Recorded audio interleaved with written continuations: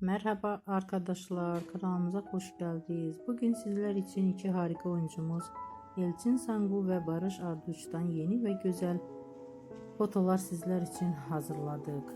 Elçin Sangu öyle bir geçer zaman ki Kurt Seyit ve Şura ve Kiralık Aşk dizisinde rol almış ve herkes tarafından çok beğenilmişti.